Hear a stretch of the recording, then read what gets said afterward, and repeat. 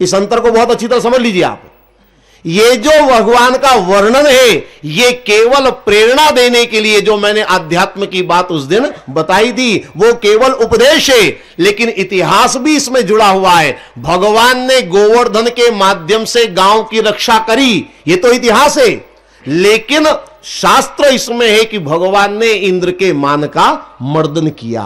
तो ये दोनों चीजों का समावेश इतना अद्भुत है कि एकदम से निर्णय करना बड़ा मुश्किल है, लेकिन मोटे तौर पर आप समझ लीजिए कि इनमें शास्त्र भी है और इनमें इतिहास भी है।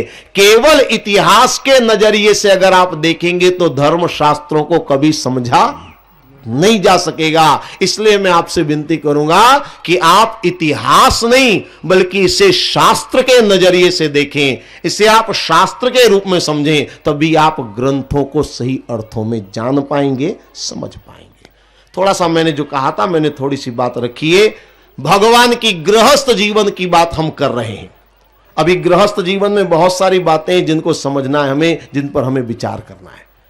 जब मैंने कथा प्रारंभ करी थी तो भगवान की संख्या के बारे में बात करती। संख्या बहुत बड़ी है और बड़ी संख्या है तो कई तरह के सवाल मन में पैदा होना स्वाभाविक बात है, और खासकर आज के पढ़े लिखे तर्कवादियों के मन में बहुत सवाल होते हैं।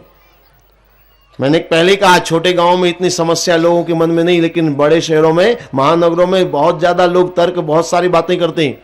एक सवाल अक्सर लोग कहते हैं 16,100, चलो मान लीजिए समाज कल्याण के लिए उन्होंने कर ली शादियां, पर 16,100 को निभाना कितना मुश्किल काम है। 16,000 एक साथ अगर इकट्ठी हो जाए,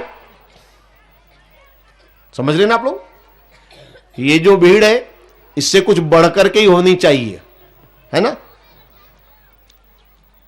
तो 16,000 की भीड़ में सवाल यह पैदा होता है कि 2-4 अगर निकल कर चली जाए तो पता क्या चले कि कम पड़ गई, या 16,000 की भीड़ में 2-4 दूसरी आ जाए तो पता क्या चले कि ये अपनी नहीं है, दूसरे की बाड़े में घुस गई।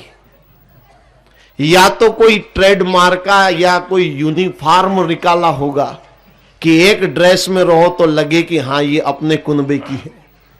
16,000 में कई समस्या आती है। एक विचार मन में यह आता है कि 16,000 के नाम कैसे याद रखते होंगे भगवान। चलो स्त्रियों की समस्या नहीं, उनके तो पति एक है, लेकिन भगवान की 16,100 पत्नियां अगर कहते हैं, माना कि समाज कल्याण उन्होंने किया, पर 16,000 के नाम कैसे याद रखते होंगे। जिनका बड़ा परिवार है उनको अनुभव होगा, अगर 150 अगर सदस्य हो तो अक्सर नाम लेने में गफलत होती कि नहीं होती है। घर में रमेश भी है, सुरेश भी है, दिनेश भी है, उमेश भी है, आजकल नाम भी एक जैसे रखने की परंपरा। अब वो रमेश आया तो सुरेश करके आवाज लगाई, फिर बाद में अरे ये सुरेश नहीं है, तेरा नाम तो क्या है रे, रमेश है। ऐसा होता कि नहीं होता है।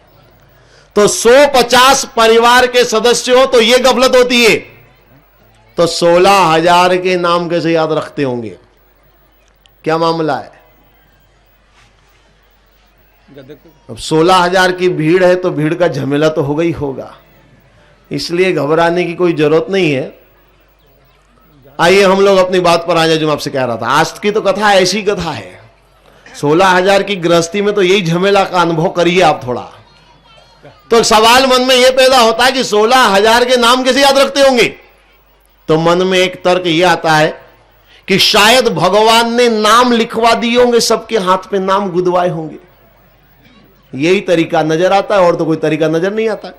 नाम गुदवाए होंगे, जब भी किसी से बात करनी हो तुरंत हाथ पकड़ करके गायत्री देवी, ठीक। जब भी किसी से बात करनी हो तुरंत उमा देवी, ठीक। शायद नाम गुदवाए होंगे ऐसा लगता है, पर मैं तो कहता हूं नाम गुदवाने में भी झंझट है। और वो झंझट क्या है मैं आपको बता दूं।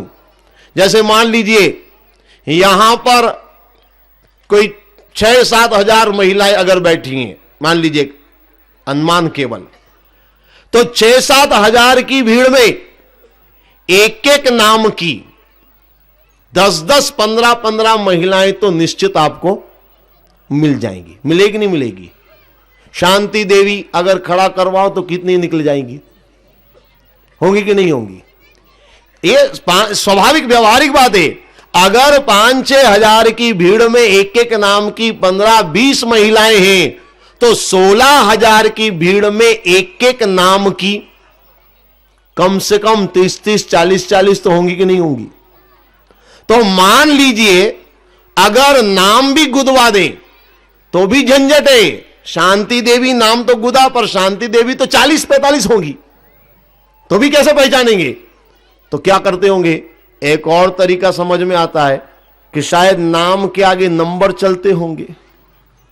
जब भी किसी को देखेंगे हाथ पकड़ेंगे, उमा देवी 15, ध्यान में जल्दी आएगा ये 15 नंबर वाली है। सरोज देवी 10, ये 10 नंबर वाली होगी। ऐसा ही होता हुआ, कैसा होता है ये भागवत में नहीं लिखा है, ये तो अपने मन में विचार आते हैं, लोग तरह तरह के विचार करते हैं कि कैसे चलता था। एक और सवाल उठता है, मान लीजिए अगर एक पत्नी के लिए एक दिन भी भगवान दें, ज्यादा नहीं, एक पत्नी को एक दिन भी अगर दे भगवान, तो 16,100 के लिए आप कहेंगे 16,100 दिन हो जाएंगे। 16,100 कहना बहुत आसान है। 16,100 का मतलब आप समझ पा रहे हैं? थोड़ा सा मैं आपको गणित लगवा दूं तो जल्दी वो समझ में आ जाएगी। एक साल में कितने दिन होते हैं? 365, सीधी गणित है। ये तो 16,000 है। जल्दी से आप 10, एकदम से मौखिक गणित में जल्दी सुविधा होगी इसलिए मैं कह रहा हूं, एक को 10 में कर दीजिए, एक शून्य लगा दीजिए, तो 10 साल में कितने दिन हुए? क्या विचार है? 365 के आगे एक शून्य बढ़ा दीजिए, 3,650 दिन हुए 10 साल के अंदर। मौखिक गणित है, थोड़ा जल्दी जल्दी समझिए। 10 साल में 3,650, अभी 16,000 बहुत कम है, डबल करो। 20 साल में कितने दिन हुए? 3,650 को डबल करो, कितने हुए? 7,300। 20 साल में 16,000 में बहुत कम है, और डबल करो। 40 साल में कितने हुए? 14,600, अभी 16,000 में और कम है। ठीक ठीक हिसाब लगाइए आप। और अगर एकदम से सही हिसाब नहीं लग रहा हो, अनुमान लगाइए, कम से कम 50 साल का समय लग जाएगा। अब सवाल यह उठता है कि मान लीजिए भगवान ने जिस पत्नी को पहली बार 18-20 साल की युवती के रूप में देखा, फिर एक एक दिन करते करते करते करते करते करते करते करते करते करते करते करते दोबारा जब उसको देखने का मौका मिले, तो अब तक तो वो 70 साल, 70 में तो दांत टूटते ही नहीं टूटते हैं, दादी अम्मा जैसी हो जाएगी वो। तो भगवान पहचानेंगे कैसे उसको? जिसको 20 साल की युवती के रूप में देखा, फिर 50 साल बाद देखो 70 साल की बुढ़िया के रूप में, तो एकाएक पहचानना मुश्किल होगा। तो शायद भगवान ऐसे घूर के देखते होंगे और फिर धीरे से कहते होंगे, शायद आपको पहले कहीं देखा है। ऐसा ही होगा, और नहीं तो कैसा होगा? और अगर ऐसा था, मैं नहीं कह रहा हूं कि ऐसा था, भागवत में लिखा, ये मैं नहीं कह रहा हूं, ये तो अनुमान है केवल। अगर ऐसा था तो ये कोई अच्छी गृहस्थी का नमूना नहीं माना जा सकता है। तो मन में सवाल पैदा होता है कि भगवान की गृहस्थी कैसी थी, कैसे चलाते थे गृहस्थी को? कई तरह के सवाल उनकी गृहस्थ जीवन को लेकर के उत्पन्न होते हैं। मैं आपको इसके बारे में थोड़ा सा, अब कृष्ण की गृहस्थी को समझना है तो इन सब सवालों को लेकर के सोचना पड़ेगा, समझना पड़ेगा। लेकिन एक छोटा सा सवाल मैं पहले पूछना चाहूंगा। वैसे उस सवाल का सीधा संबंध माताओं से, सवाल माताओं से जुड़ा हुआ है। माताएं जवाब दें, अच्छी बातें, पर आप भी अगर जवाब दें तो कोई गलत नहीं है, मतलब आपके लिए रोक नहीं है, आपको मना नहीं है, आप भी जवाब दे सकते हैं। हालांकि सवाल माताओं से जुड़ा हुआ है, पर जवाब आप भी दे सकते हैं। सवाल ध्यान से सुनेंगे। सवाल यह है कि पति परमेश्वर होता है या परमेश्वर पति होता है? फिर से ध्यान से सुन लीजिए। पति परमेश्वर होता है या परमेश्वर पति होता है? क्या विचार है? मैंने कहा आप भी बहुत जवाब दे सकते हैं, घबराइए मत, इसलिए मैंने कहा था कि आपको यह नहीं लगे कि हमको नहीं बोलना है।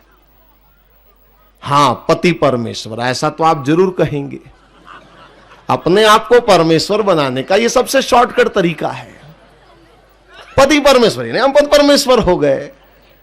पुरुष प्रधान समाज, अक्सर महिलाएं कहती हैं पुरुष प्रधान समाज रहा है और पुरुषों ने अपने आप को परमेश्वर बनाने का यह फार्मूला निकाला है। सब कहते रहे पुरुष पति परमेश्वर, यानी अपन परमेश्वर हो गए।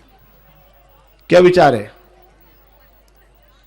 परमेश्वर पति होता है मतलब पतिदेव की छुट्टी। बड़ा झंझट वाला मामला है, सुनेंगे तो बाद में मुश्किल हो जाएगी। चलिए मैं समाधान कर देता हूं, घबराइए मत।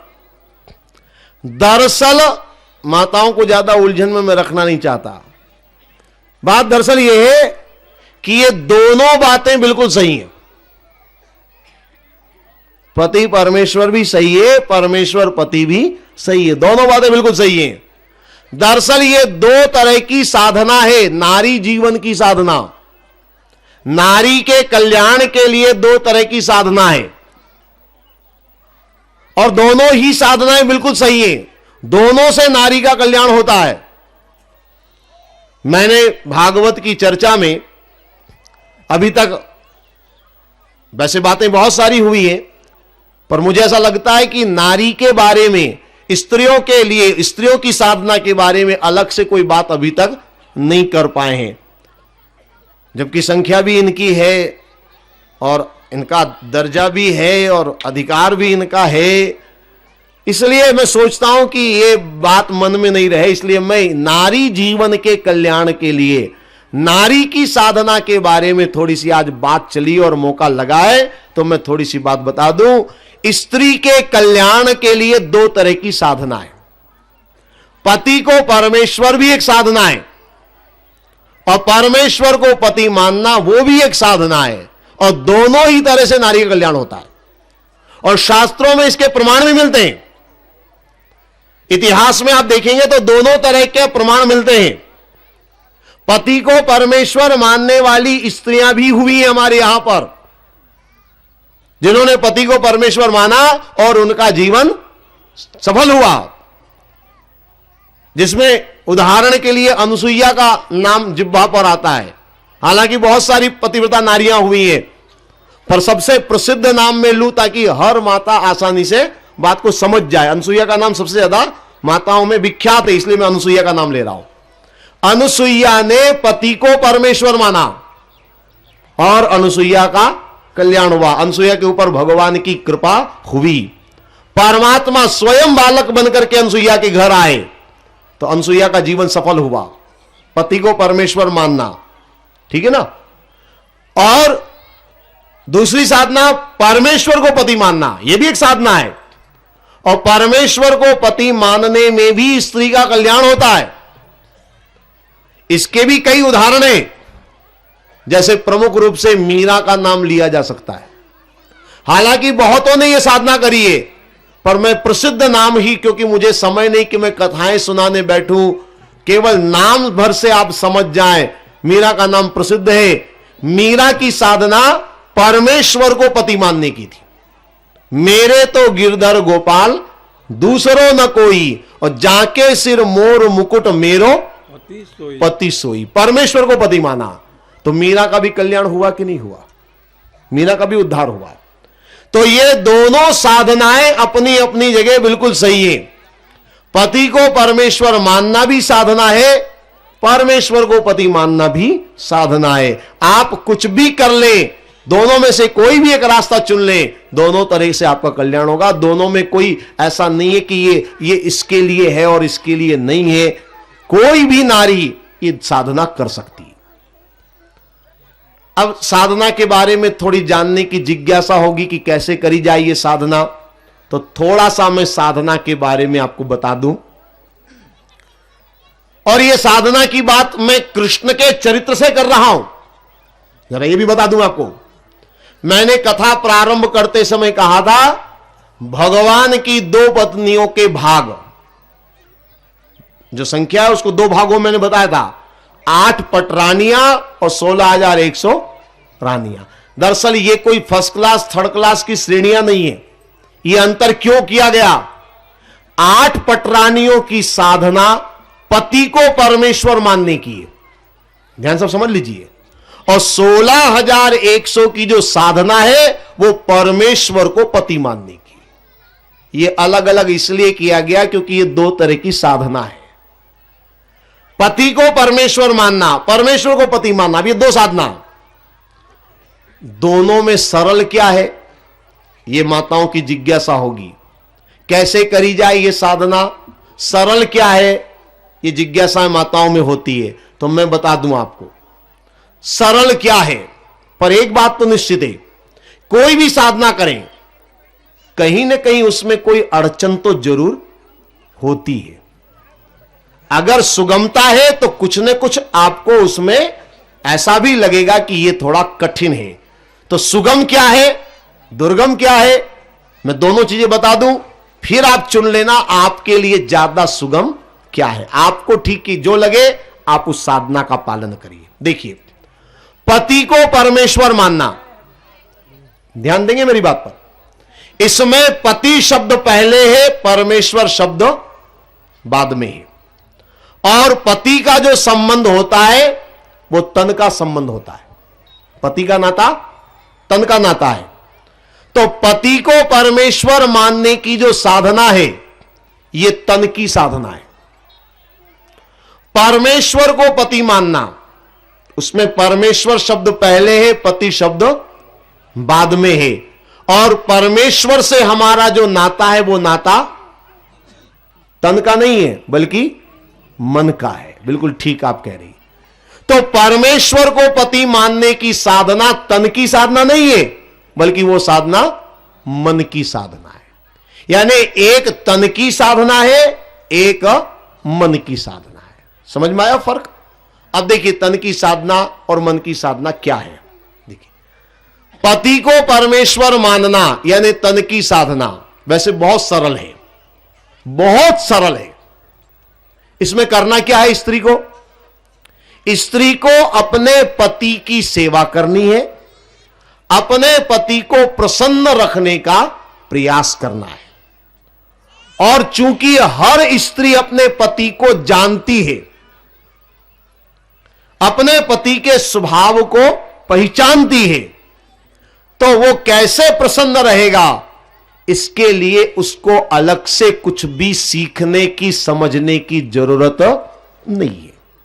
हर नारी जानती है कि मेरे पति को क्या अच्छा लगता है, मेरे पति किसमें प्रसन्न होते हैं, बस वही काम करना, ये साधना होगी और कुछ नहीं करना आपको अलग से।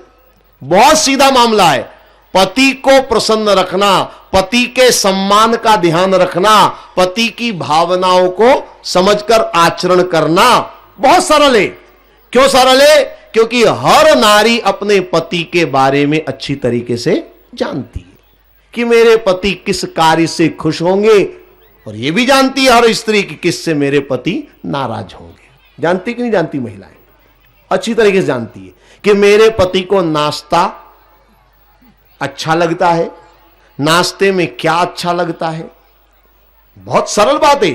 साथ रहते रहते इसको जानना कोई मुश्किल कार्य नहीं है। इसके लिए कोई अलग से ट्रेनिंग नहीं चाहिए। हर नारी समझ जाती है कि मेरे पति को नाश्ते में हलवा अच्छा लगता है, कि मेरे पति को नाश्ते में पकौड़ी अच्छी लगती है, कि चाय उनको ज्यादा मीठी अच्छी लगती है, कि उनको कैसा भोजन अच्छा लगता है, किस तरह के कपड़े में पहनूं जो उन्हें अच्छे लगते हैं, घर में कैसा बर्ताव में करूं जिससे वो प्रसन्न हो, घर में कैसा काम में करूं जिससे कि उनको प्रसन्नता हो, घर कैसा मुझे बनाकर रखना है जिससे कि वो प्रसन्न हो। ये बहुत छोटी छोटी बातें, मैं एक एक बात बताऊंगा तो बहुत समय लगेगा। हर नारी अच्छी तरह जानती कि नहीं जानती?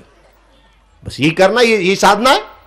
यानी पति की प्रसन्नता, पति की खुशहाली, पति को अगर अच्छा लगता है वैसा कार्य ने सास ससुर की सेवा करने में पति को अच्छा लगता है तो वो करिए, बच्चों पर ध्यान देने में अगर पति को अच्छा लगता है तो बच्चों पर ज्यादा ध्यान दीजिए, और घूमने फिरने साथ जाने में पति को अच्छा लगता है तो साथ में घूमिए फिरिए, जिसमें पति प्रसन्न हो वो कार्य करिए। ये है साधना।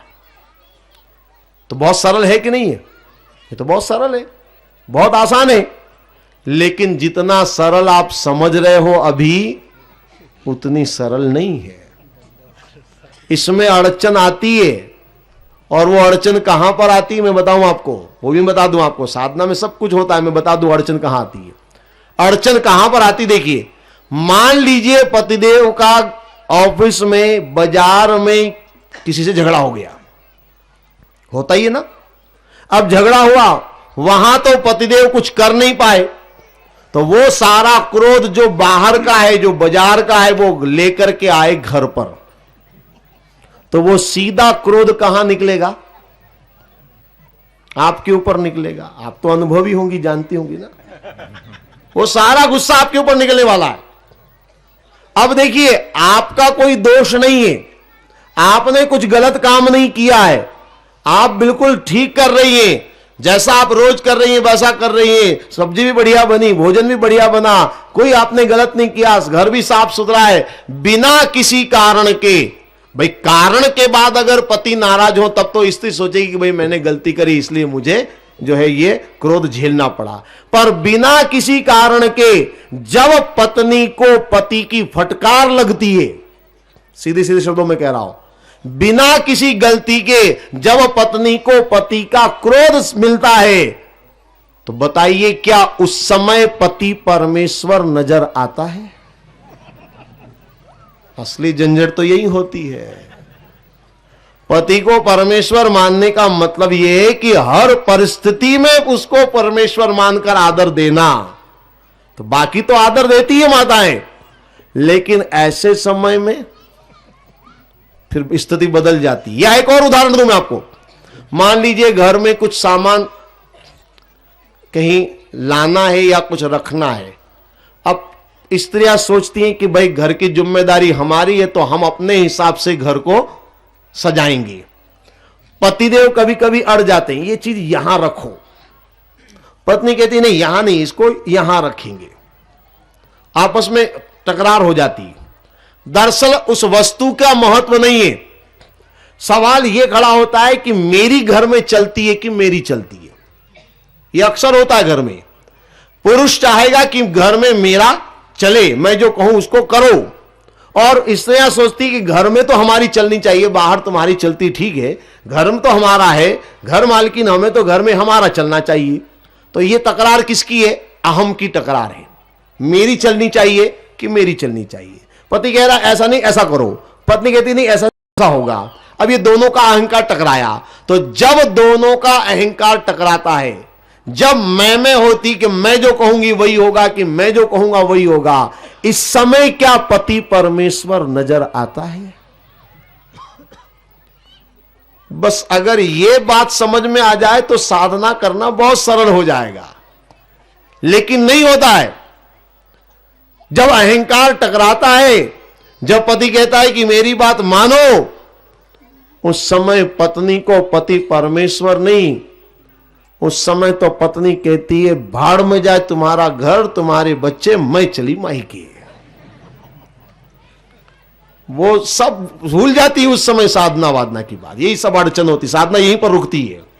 साधना में अवरोध यहीं पैदा होता है। ये तो है पति को परमेश्वर मानने की साधना, बाकी सब सुगम है, बस वो अड़चन है, वो मैंने बता दिया आपको। थोड़ा उस साधना की बात भी मैं कर दूं, परमेश्वर को पति मानना। अब देखिए दूसरी साधना, यह भी बहुत सरल है। अब इसमें क्या बात है, जो अड़चन आपने वहां पर देखी तन की साधना में, वो अड़चन यहां नहीं है, क्योंकि यहां तन है ही नहीं। तो अकारण क्रोध करना, अहंकार टकराना, मेरी चलेगी कि मेरी चलेगी, वो बात तो यहां है ही नहीं, क्योंकि तन की बात यहां पर है ही नहीं। मन की साधना में ना तो अहंकार का टकराना है, ना तू मैं है, ना कोई क्रोध है, ना पति से बिछुड़ने का दुख है, न मिलना, न बिछुड़ना, न योग, न वियोग, कुछ भी नहीं है। तो ये साधना और बढ़िया है। परमेश्वर को पति मानने की साधना बहुत अच्छी लगती है। कभी इसमें तकरार नहीं होता है, कभी इसमें तू मैं की बात नहीं है। मेरा चलेगा कि मेरा चलेगा, घर में वर्चस्व, यह भी यहां पर लड़ाई नहीं है। मन की साधना बहुत अच्छी लगती है, लेकिन इसमें भी अड़चन है। वो अड़चन में बता दूं आपको, अड़चन बताना जरूरी ताकि आप सतर्क हो जाएं। यहां पर अड़चन क्या आती है मन की साधना में, वो मैं बता दूं। दरअसल साधना आप मन की कर रही हैं, ठीक है ना। परमेश्वर को मन में बिठा करके, परमेश्वर को पति रूप में मन में बिठा करके आप उस परमेश्वर का ध्यान कर रही हैं। यानी पति को जैसे समय पर भोजन देना आपको याद रहता है, गर्म भोजन कहीं ठंडा नहीं हो जाए, कहीं पतिदेव की जो है तबीयत खराब ना हो जाए, जितनी चिंता आपको रहती है उतनी मन में आप परमेश्वर का चिंतन करें। यह साधना। मन की साधना का मतलब यह है कि हर पल आपको यह रहे कि मेरे प्रभु यानी मेरे पति को अभी क्या जो है ठंड लग रही होगी, या ठाकुर जी को अभी ये हो रहा होगा। ये मन की साधना है, तो संभव है। लेकिन अड़चन कहां पर आती बता दूं। मन की साधना जब करते, साधना तो मन की हो रही है, मन का ध्यान, मन में ईश्वर का ध्यान है आपके, लेकिन तन आपका है ना। तन आपका अलग नहीं है, तन है आपके पास। और तन अगर है तो तन के संबंध भी होंगे। अगर तन है आपके पास तो तन के रिश्ते भी आपके साथ खड़े हैं। यानी आपका घर भी होगा, आपके माता पिता भी होंगे, आपका पति भी होगा, आपके पुत्र भी होंगे, आपके सास ससुर भी होंगे, सारे तन के रिश्ते होंगे। उन रिश्तों को भी आपको निभाना है, उनका भी ध्यान आपको रखना है। ये बहुत ध्यान से समझ लें, क्योंकि अक्सर माताएं गलत बात सोच लेती हैं। मन की साधना का मतलब अगर कोई यह समझे कि मुझे तो केवल भगवान से मतलब है, दुनिया वालों से मुझे कोई मतलब नहीं, पतिदेव ऑफिस से आए, भोजन करना है उन्हें, और ये कहें कि मेरे तो गिरधर गोपाल, रोटी हाथ से बनाओ और खाओ, ये साधना नहीं होगी। ये साधना का रूप अगर समझते तो गलत है। मन की साधना में आप ध्यान रखें, चूंकि तन आपका है, और जब तक तन है तन के रिश्ते भी आपके रहेंगे, और उन रिश्तों में आपके जो कर्तव्य है उनका पालन भी आपको करना पड़ेगा। यानी साधना का मतलब कर्तव्यों से मुंह मोड़ना नहीं होता है।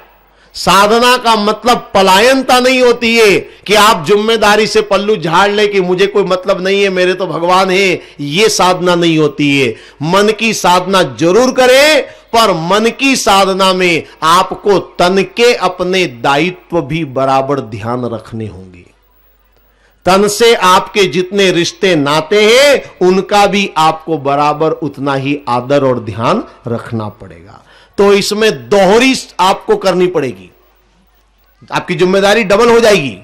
यानी तन के साथ आपके जितने रिश्ते हैं उनका भी ध्यान आपको रखना है, और मन में प्रतिपल प्रतिक्षण आपको ईश्वर का भी ध्यान रखना है। तो ये दो दो जिम्मेदारी एक साथ निभाना, ये अड़चन है और कोई अड़चन नहीं। बात समझ रहे हैं आप लोग। मन की साधना में अड़चन क्या है कि आपको डबल जिम्मेदारी निभानी है। मन की जिम्मेदारी भी निभानी है और तन से भी आपको परिवार के रिश्तों को निभाना है, उनके दायित्व भी आपको पूरा करना है। यह है मन की साधना, वो है तन की साधना। तो भगवान की जो पत्नियां हैं, 8 पटरानियों की साधना है तन की साधना, 16,100 की साधना मन की साधना। अब 16,100 की साधना, एक छोटी सी घटना भागवत की है, मुझे याद आती है, 5 मिनट में वो सुना दूं, उसके बाद मैं वाणी को पूर्ण करूंगा। साधना की बात है, थोड़ा सा समझाना बहुत जरूरी, इसलिए मैं बता दूं मन की साधना क्या है। 16,100 की साधना जरा देखिए थोड़ा कृष्ण के चरित्र में, क्योंकि जितने सवाल अभी मैंने उठाए थे, भगवान कैसे गृहस्थी चलाते थे, कैसे नाम याद रखते थे, तो उनका जवाब भी तो देना जरूरी है ना। तो एक कथा में आपको सुना दूं ताकि हर सवाल का जवाब आपको मिल जाए। भागवत का प्रसंग है। एक बार देव ऋषि नारद के मन में विचार आया कि मैं एक बार एक शादी करने के विचार से चला था, मैंने एक शादी का प्रोग्राम बनाया, शादी तो हुई नहीं, केवल शादी का प्रोग्राम भर मैंने बनाया था, उसी में मेरी फजीयत हो गई। बंदर का चेहरा मिला, काला मुंह हुआ, जग हंसाई हुई, नाक कटी मेरी। तो एक शादी के प्रपंच में मेरा यह हाल हुआ, ये भगवान ने 16,108 की लाइन मार दी, इनका क्या हाल होता होगा?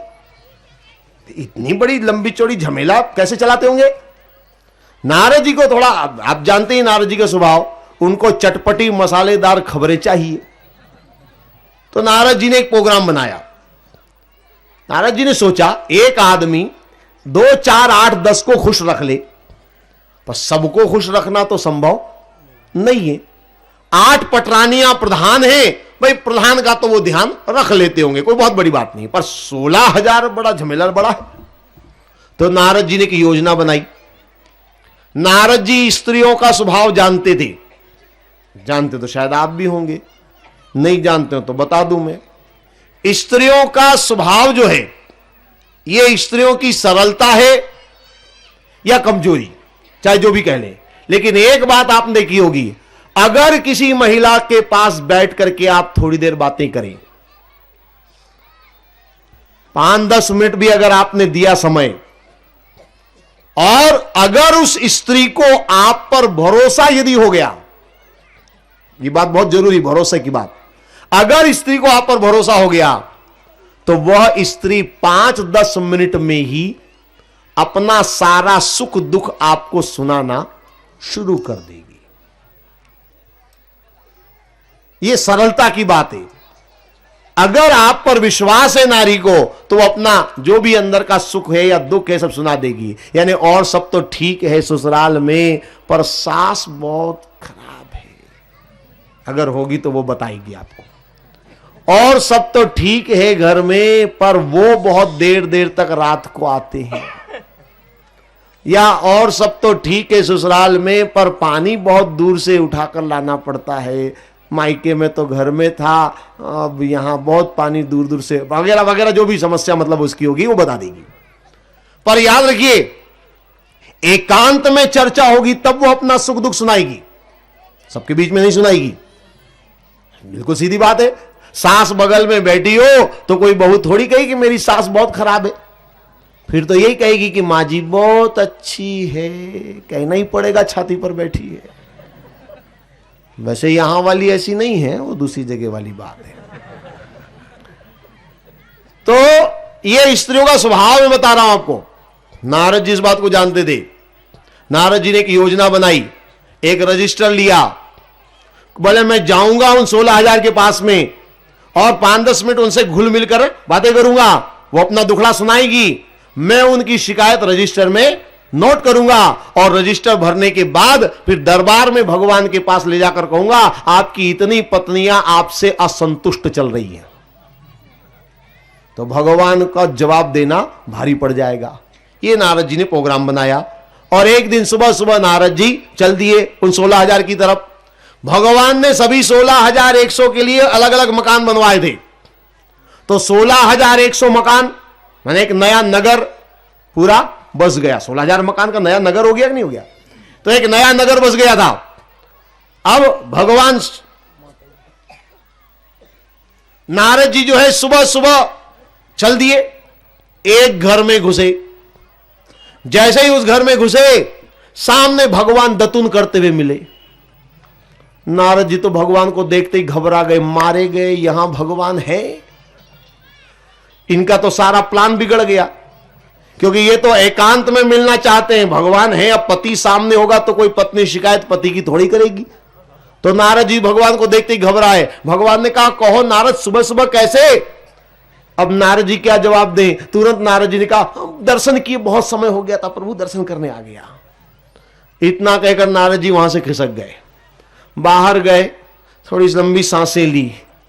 ये मुहूर्त ही खराब हो गया, सुबह सुबह भगवान मिल गए। चलो कोई बात नहीं, इस घर में मिल गए तो क्या हुआ, मैं दूसरे घर में जाता हूं। अब नारद जी दूसरे घर में गए। जब दूसरे घर में नारद जी गए तो वहां भगवान स्नान करके बाहर निकल रहे थे। भगवान ने कहा मारे गए यहां भी? अच्छा, दतुन वहां, स्नान यहां। चाय नाश्ता वहां, भोजन वहां। ज्यादा को खुश करना है तो ऐसा ही करना पड़ेगा। पर इसमें भी कितने को खुश करोगे? 10, 20, 25 को? 16,000 में कोई तो मिलेगा जो असंतुष्ट होगा, जो जिसके घर में भगवान नहीं होंगे। चलते हैं। नारद जी और एक घर में घुसे, गए तो वहां भगवान पूजा पाठ कर रहे थे। नारद जी दबा पांव वापस बाहर निकल गए, अरे यहां भी है भगवान। एक और घर में नारद जी घुसे, वहां भगवान नाश्ता कर रहे थे। नारद जी को देखते ही भगवान ने कहा, आओ आओ नारद, बहुत अच्छे समय पर आए, नाश्ता करो नाश्ता करो। अब नारद जी को तो पसीना छूटने लगा। नारद जी बोले, नहीं नहीं नहीं प्रभु, ये प्रसाद दे दो थोड़ा सा, बस प्रसाद लेकर जाता हूं मैं। भगवान प्रसाद दिए और नारद जी बाहर निकल गए। नारद जी ने सोचा, मामला क्या, मैं जहां जाता हूं वहीं भगवान?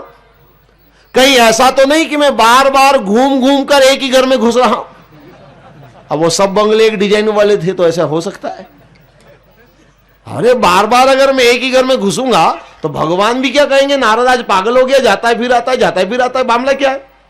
अब की बार नारद जी ने मकान नंबर देखा होगा, 63। ठीक, अंदर गए तो भगवान वहां झूले में झूल रहे थे। फिर नारद जी निकल कर आ गए, फिर चक्कर लगाया और गए ब213। अब सीरियल बदल गई, नंबर बदल गए, अब तो बदला ही है मकान। फिर नारद जी घुसे, देखा भगवान वहां पर भोजन कर रहे, कहीं पर पंखा झल रही है उनकी पत्नी और भगवान बैठे हैं, कहीं पर झूला झूल रहे हैं, कहीं पर खेल रहे। नारद जी सुबह से शाम तक चक्कर लगाते रहे और जहां गए वहां भगवान मिले। नारद जी की खोपड़ी चकराई और नारद जी बोले, ये अपने समझने की बात नहीं है भाई। अब ये जो कथा है, सारे सवालों के जवाब मिल जाएंगे। जो मन में सवाल उत्पन्न होता है, नाम कैसे याद रखते होंगे, एक एक दिन रहते होंगे तो कैसे गुजारा होता होगा। अब देखिए कथा में साफ है, भगवान अनंत रूप धारण किए हुए हैं, सबके घर रह रहे हैं, इसलिए न तो कोई नाम वाली समस्या है और न एक एक दिन वाली समस्या है, सारी समस्याओं का समाधान इसमें है। अब ये जो कथा है अनंत रूप धारण वाली, ये क्या है? मैंने कहा था 16,100 की साधना है, मन की साधना, तन की साधना नहीं है। ये साधना मन की साधना है, परमेश्वर को पति मानने की, परमेश्वर की साधना है। वो सारी स्त्रियां परमेश्वर को चाहती हैं और इसीलिए भगवान यहां पर नर लीला नहीं कर रहे हैं, बल्कि परमेश्वर की लीला कर रहे हैं। इसीलिए अनंत रूप धारण किए हुए हैं और जहां मन का मामला हो वहां संख्या से कोई फर्क पड़ने वाला नहीं है। 16,000 तो क्या, 16 लाख भी अगर हो तब भी संख्या से कोई फर्क पड़ने वाला नहीं, क्योंकि मन की साधना है। सवाल मन का है, संख्या का कोई फर्क नहीं पड़ता है।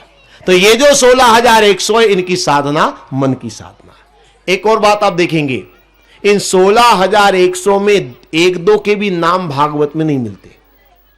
कमाल की बात है, इतने राजा महाराजाओं के नाम है। मैंने सूर्य वंशावली थोड़ी सी बताई थी आपको, कितने नाम। और भगवान की पत्नियों में माना कि 16,000 बहुत ज्यादा होते, पर 2-4 नाम तो, जैसे उर्मिला, सीता, गायत्री जैसी 16,000, ऐसे जैसी पीछे लगा देते। 2-4 के नाम तो प्रमुख प्रमुख के लिए जाने चाहिए, लेकिन एक भी नाम नहीं। क्यों नहीं है नाम? उसका कारण बता दूं।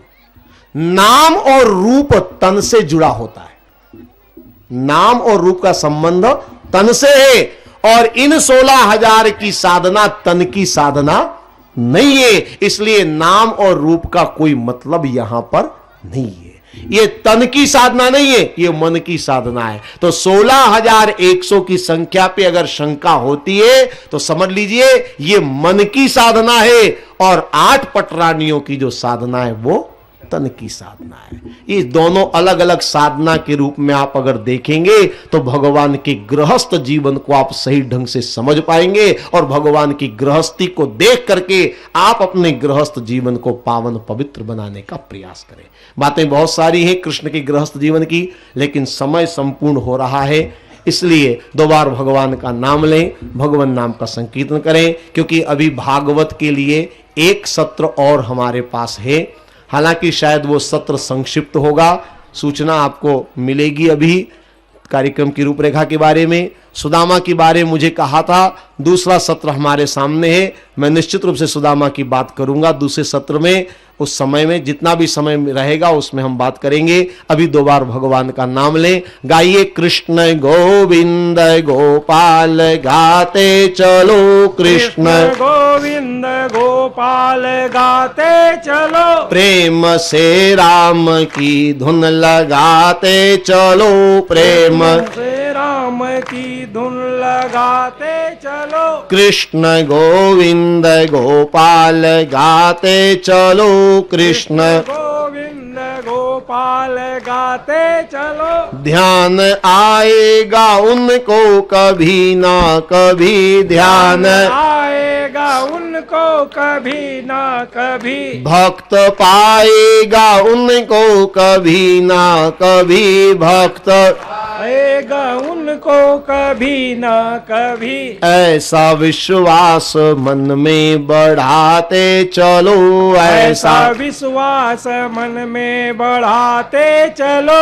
कृष्ण गोविंद गोपाल गाते चलो, कृष्ण गोविंद गोपाल गाते चलो, प्रेम से राम की धुन लगाते चलो, प्रेम से राम की धुन लगाते चलो, कृष्ण गोविंद गोपाल गाते चलो, कृष्ण गोविंद गोपाल गाते चलो। बोलो श्री कृष्णचंद्र भगवान की, शंकर भगवान की, सत्य सनातन धर्म की। ओम सर्वे भवन्तु सुखिनः, सर्वे सन्तु निरामया, सर्वे भद्राणि पश्यन्तु मा कश्चित् दुःख भाग भवेत्। ओम शांति शांति शांति। ओम जय श्री कृष्ण। मेरे प्यारे दोस्तों, मेरे प्यारे कृष्ण भक्तों, लोगों का ढेर सारा प्यार व स्नेह मिल रहा है। यहाँ पर आप लोग प्यार व स्नेह बनाए रखना। आपका एक सब्सक्राइब व लाइक हमारा हौसला बढ़ाता है। आप लोग अपना प्यार भरे हाथों से सब्सक्राइब व लाइक करें तथा शेयर जरूर करें। नीचे कमेंट में जय श्री कृष्ण राधे राधे जरूर लिखें। धन्यवाद मेरे प्यारे दोस्तों। जय श्री कृष्ण राधे राधे।